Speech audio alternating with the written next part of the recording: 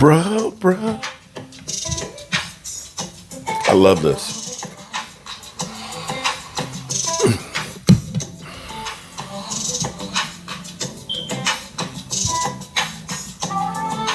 All right, let's get into it, good people.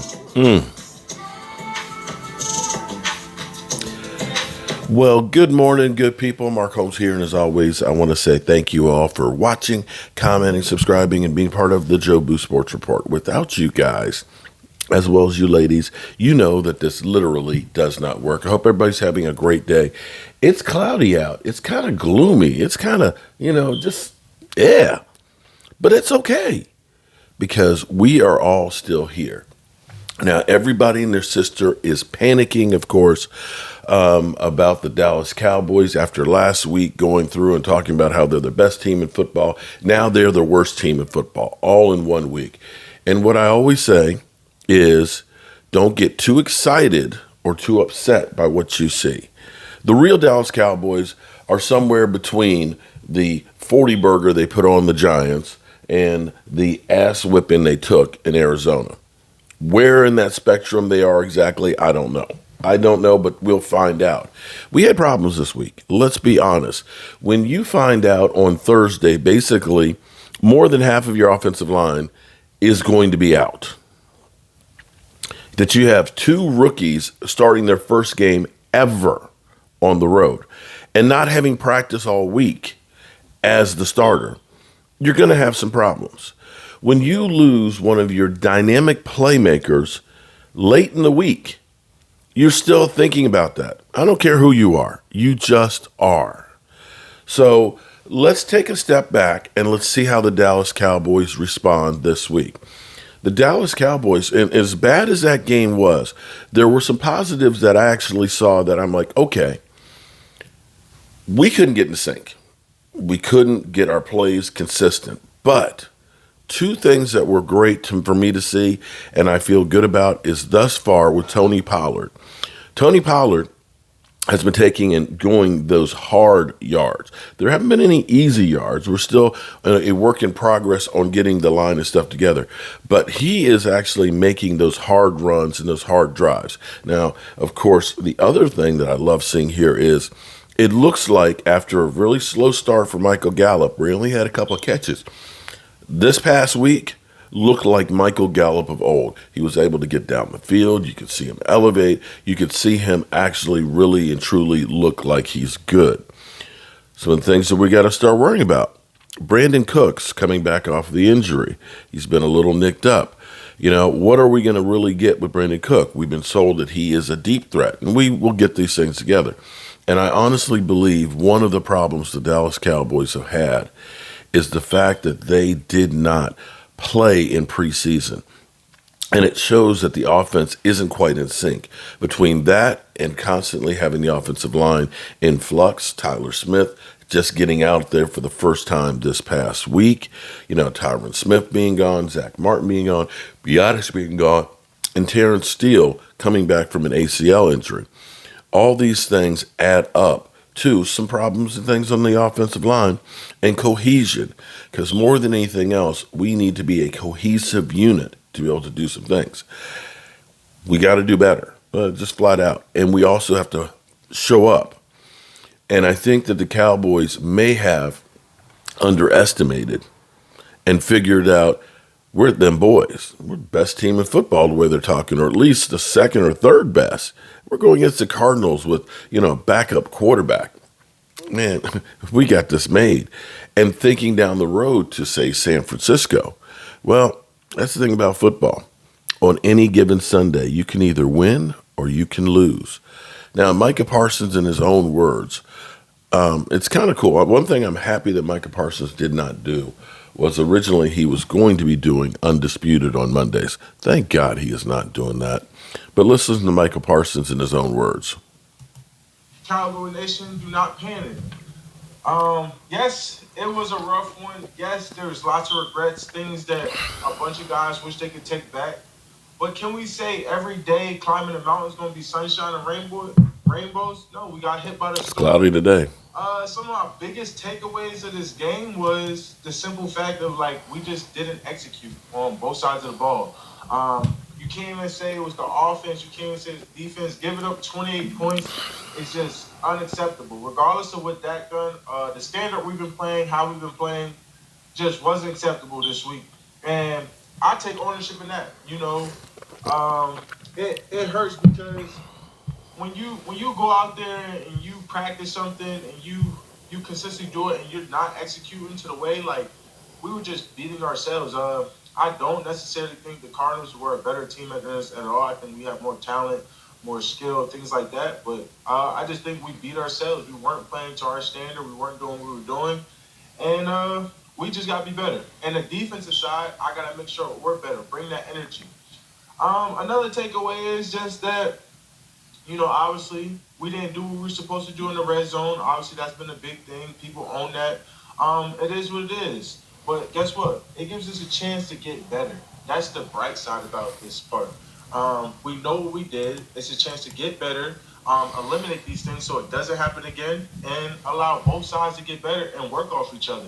So do not panic. It's early in the season. It's September. I never heard of a Super Bowl won in September. I never heard of a Super Bowl being won in October, November, or December. That thing is won in February, and obviously playing your butt off in January. So do not panic. We are going to be okay. All right, so there you go. Don't panic, okay? We have time to get this stuff together. Just relax, okay? Now, here's the thing that's kind of crazy. As this season is already, 3 games in the books, there's only 3 teams that are undefeated right now. The 49ers, the Eagles, and the Miami Dolphins. Now, the Miami Dolphins, they look like world beaters. That offense was just like, oh my God. Now, I don't know if Miami is that good or if Denver is literally that bad, but if you're Sean Payton, you might have wanted to wait a little longer for another gig because that one just seems to be bad. I mean, really, really bad. So, the team is off. Today is the players' day off. They get back on the field tomorrow, and we'll hopefully have better news as far as health goes. What I believe here, and maybe I'm crazy, we heard that if this had been a playoff game, that basically all 3 of those guys could have been playing. And I think what the Cowboys were doing is they're looking at the long game as opposed to the Arizona Cardinals and figured we can just win with the other guys backing up and so on. And so they made a calculated risk to say, we want these guys healthy when we play San Francisco. That's what I believe. And that they're figuring that they're better off letting those guys get the rest and go through and be ready down the road. Because the thing is you can be like what they did with Joe Burrow. Joe Burrow ended up hurting his calf in training camp. And then they brought him back for week 1, and it ended up being that just did not heal, and it ended up being that he was then out for week 2. They did play last night, but you could see how his leg was taped up and everything else, and it's not the same Joe Burrow. And that's going to be a nagging injury for weeks on end. So this is where you look at it and say, we need to get these guys completely healthy before we put them back out there. The other part of this equation is getting a guy like TJ Bass some experience in things because you may need these guys come playoff time because there's no guarantee that anybody is going to make it through the season. And so what you want to do is you want to get them some experience as well. And practice just isn't enough. It's not the same as real speed of a game. So Micah Parsons takes a bit of a hit from Rex Ryan. And, of course, the Dallas Cowboys, they were licking their chops yesterday. They were licking their chops to get at the Dallas Cowboys. Let's listen to what they had to say. Every time. The reality is we got to take in everything like the Super Bowl, and we got to play up to our standard. We can't play down to 10, and I feel like that's what we do today. I absolutely hate this comment. I love the player. I hate the comment right here. I mean, you play down your opponent. Are you kidding me? This team just, whipped you. Over 200 yards rushing. In the first half, you gave up 11 and a half yards a carry. Are you kidding me? And you're going to disrespect them by saying, we played down to you. No,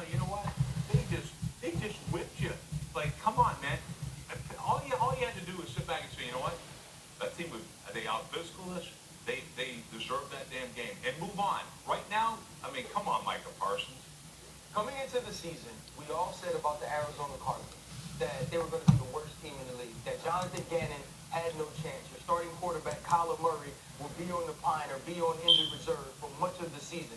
The Arizona Cardinals didn't get that memo, right? And what they said is there are a few things we do well. The same thing we've been talking about with the New York Jets. Figure out what you do well. You know what they said? We have a quarterback that can use his legs. We have a quarterback that is intelligent. We are physical. And we have a running back that wants all the smoke. And they said, we're going to come out and we're going to see the pretty Dallas Cowboys, this team that everyone is saying can win the championship, including me, is going to want to get in a fist fight. And they said, we're going to make it a fist fight from the jump. And They did. Dallas Cowboys never responded. They never figured out a way to put more pressure on Joshua Dobbs, to make Joshua Dobbs look like a backup.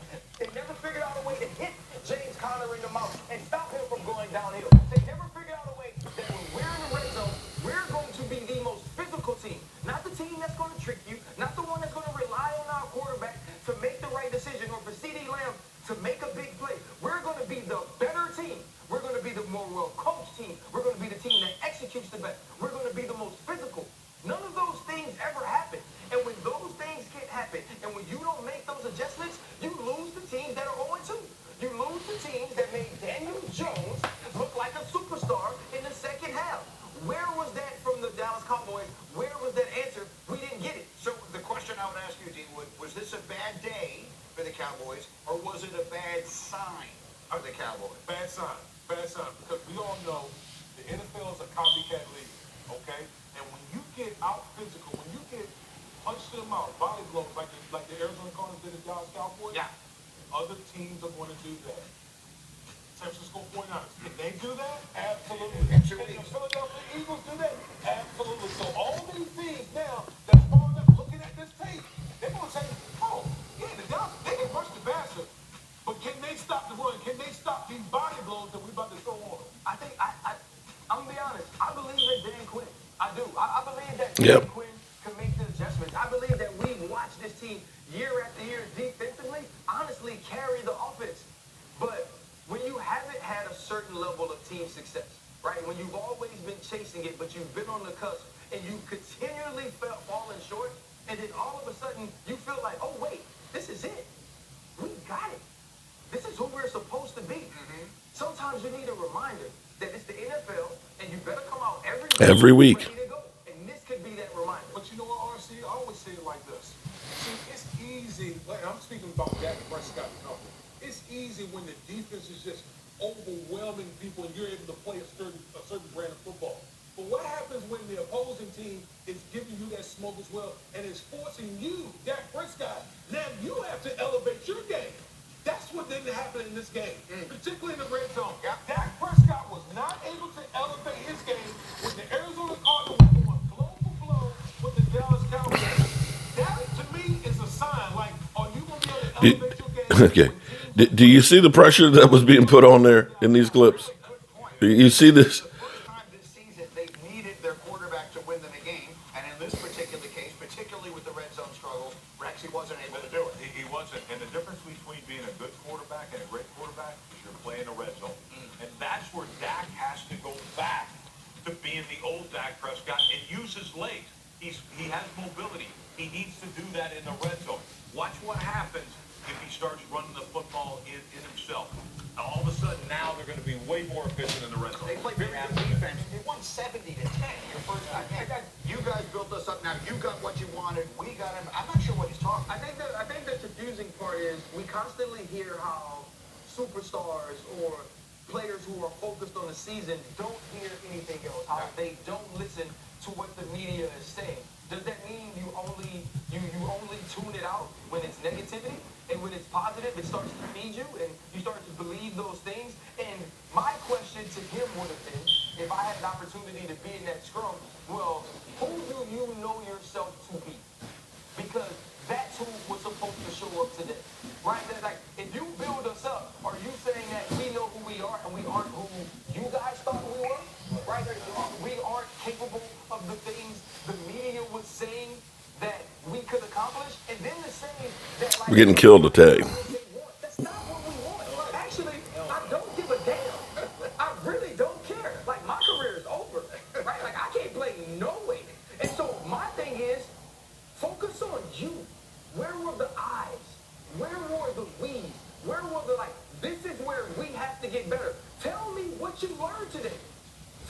you know what? This is below the line. This is unacceptable. We don't care what none of y'all say. Because truly, it's about the 53 people in the locker room. Absolutely. And if you focus on that, if the Dallas Cowboys can focus on that going forward, and you go watch this film and be truthful with yourself. Be honest. Be honest with yourself. Look And wake the F up. me, not you. This team could rebound. If they can't do that, it could be more than just a day. Like Woody said, it could be a If soccer. I'm the head coach, we're watching this whole game together. Through the offense, defense, every single I hate thing. this. We're watching it together. And you know what? Nobody is going to be comfortable watching this bad boy, including every single coach. So There you go. All right, so there you have it. Of course, you go through, you watch this film together, you go ahead and you kill them on it, and then you move on. Because now you got to get back to focusing and realizing you can't just show up and figure we them boys. That everybody, and I mean everybody, because right now the Arizona Cardinals, this is truly their Super Bowl. You saw them partying out on the field. You saw them more physical than the Dallas Cowboys were. They came because they said, this is our opportunity. And for every team out there, playing the Dallas Cowboys is their opportunity to be talked about. So let's hope we get our shit together. I'm Mark Holmes, and I appreciate you guys. Peace.